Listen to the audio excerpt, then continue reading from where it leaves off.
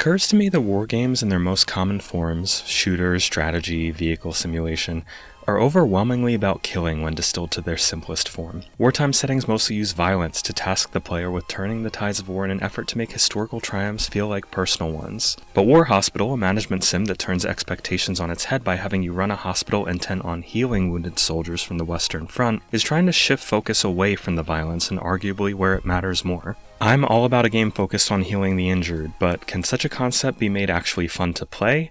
Well, I got to spend a few hours with the game to give you a sense of if it lives up to its lofty premise. But before I do, have you gotten a moment to check out our Patreon at patreon.com/idreamofindiegames? Your support means more independent coverage of the indie games you know and love, as well as plenty you don't yet, and cool perks like exclusive live streams, access to our Discord community, and free games depending on your membership tier. Give us a look. Your community awaits. The setup of War Hospital throws you in the midst of World War I, where you take on the role of Henry Wells, a former combat medic who sets up a hospital aimed at rehabilitating soldiers injured on the Western Front and giving them another chance at life, or at combat. See, while the overarching premise of War Hospital focuses on the people trying to help, to call it an uplifting game would be a major stretch.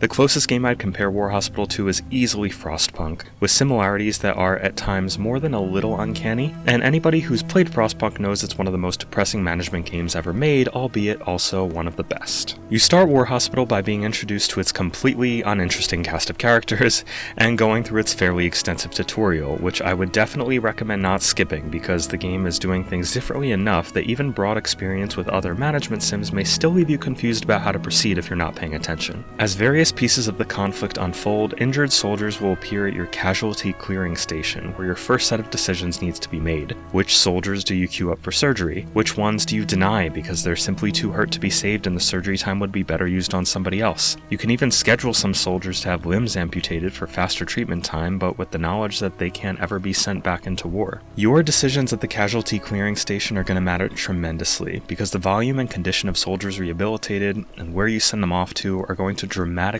affect the resources you have available for improvements to your hospital and staff you're able to hire. But more on that in a bit. Once you make your decisions at the casualty clearing station and ensure medics are assigned to transport the patients to and from surgery, the operations begin. Generally, these are hands-off, with much more focus on the management side of things than being a medical sim, despite its tag as such on the Steam page. But this isn't universally true, as your attention will occasionally be drawn to the surgery ward upon triggering one of the game's many moral dilemmas. The structure and nature of these is seemingly plucked directly from Frostpunk's playbook, though I couldn't help but feel their impact was a bit dull in comparison. For example, you might be confronted with a surgery patient who's at high risk of infection, and additional sanitation of the surgical area would significantly improve the expected outcome. What it really boils down to is a better outcome worth using a few additional supplies? And I feel like the answer is usually yes. While War Hospital is, in my opinion, quite a difficult game, I felt that these moral decisions were among the easiest parts of it, and I didn't really struggle with any of them. The most that was ever at stake was a few bandages or the like, and in the numerous instances that I was losing the game, it wasn't because of a lack of bandages, but again, I'll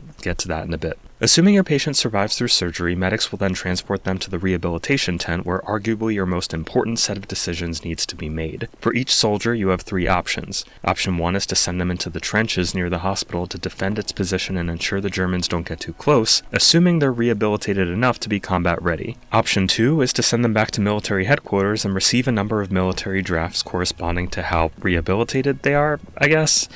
Military drafts in this case are a very valuable resource that are absolutely mandatory to have if you want to make almost any improvements at all to your hospital, as many of them are required for almost any item on the skill tree. And the last option is to relieve them from duty, which won't do much for you resource-wise, but will give your whole hospital a slight boost to morale, the elevation of which will keep your staff happy and motivated, and the depletion of which will mean game over. If the Frostpunk similarities are beginning to emerge for fans of that game, allow me to point out that the timeline of defensive fronts in the trenches is directly analogous to the timeline of cold weather fronts in Frostpunk. In War Hospital, you'll see at the top of the screen exactly when a German offensive is expected, and a rating of how prepared you currently are with the number of soldiers available. Being underprepared for an offensive is going to result in a game over, and only sending healthy, combat-ready soldiers to fight is going to make a difference, and allow you to keep your hospital operating away from the warfront. This is probably where the Frostpunk comparisons generally end though, as there's no aspect of War Hospital that would have you mistaking it for a settlement builder. At no point did I manually place any buildings buildings, utilities, or roads. Everything functions as is, and your job is simply to do all the managerial bits. So thus far, where War Hospital succeeds is in creating a delicate balancing act that makes you feel like most of your decisions, trivial moral quandaries aside,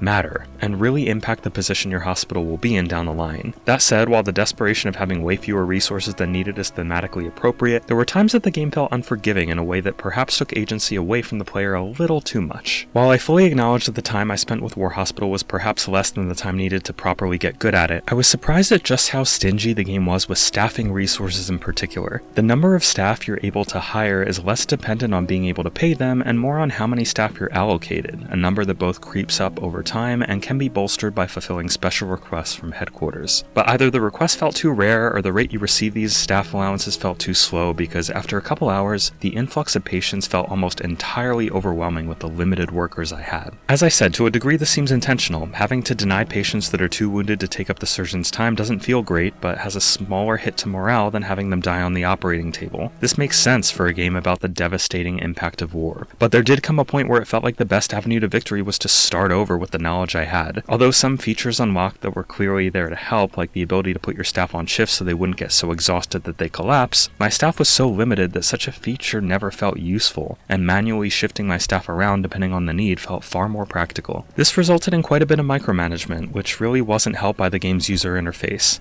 Playing War Hospital with a controller isn't great, and no shit, say the keyboard and mouse warriors. This is a genre made to be played with a good old K+M. Whether you agree with that sentiment or not, players on Steam Deck and consoles won't have that luxury, so it's worth pointing out. Tasks like placing markers for when your surgeon should rest or sorting your rehabilitated patients into the right categories felt awkward at times on controller, with a bit of trial and error sometimes necessary to get things right. It wasn't bad by any means, totally playable, but not as streamlined as it could have been. Ironically though, I actually at times preferred the controller interface to the keyboard and mouse one. For example, the controller interface has a radial quick select menu allowing you to order resources, hire new staff, move assignments around, or the like. Doing this with keyboard and mouse requires hovering over a small icon in the top left and opening a sub-menu of different icons that may disappear if you don't move your mouse in quite the right way. I think this could have been alleviated with some keyboard shortcuts, a luxury that a vast majority, if not all of the management games I've played have, and yet I couldn't find any such thing in War Hospital, and continued to be just frustrated enough at the interface that the controller,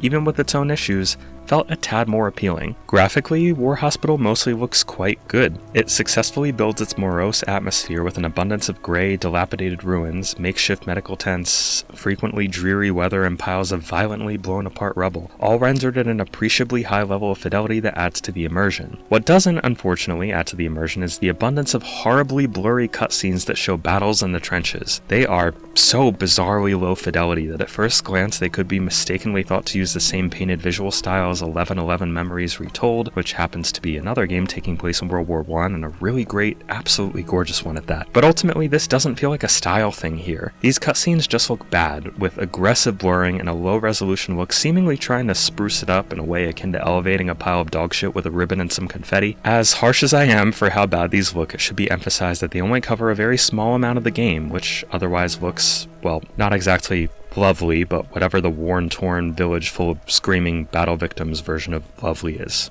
Good, I guess. It looks good. And though the graphics options are quite limited to just resolution, VSync, texture quality, shadow quality, and anti-aliasing, plus a terribly unfortunate lack of ultra-wide support for a genre like this, the game actually plays very well on Steam Deck if you're willing to play it at around 40 frames per second on low to medium settings. I thought this was totally doable and still looked good to me, so hopefully that's good news for all my fellow deckheads. That's what we call ourselves, right? Let me know if I missed a memo there. I was struck by how many times I wanted to compare War Hospital to Frostpunk. The dreary theme, moral quandaries, high difficulty, and emphasis on time especially made that pretty easy, but also not entirely fair. Despite these trappings, War Hospital is trying to do its own thing, and seems pretty successful so far. I think I need to spend a lot more time with it to understand if its high difficulty is unreasonable or merely a steep learning curve, and to get a sense of what narrative beats a weight in its other two major chapters, though so far its plot has failed to exactly be gripping. It could certainly use some quality of life updates and literally any accessibility options, but what's here still runs well and is very nearly bug-free, which shouldn't be commendable, but sadly it is in this day and age. If you're looking for a management game that gives fresh perspective to an interesting setting, War Hospital may be right up your alley and is worth giving a go.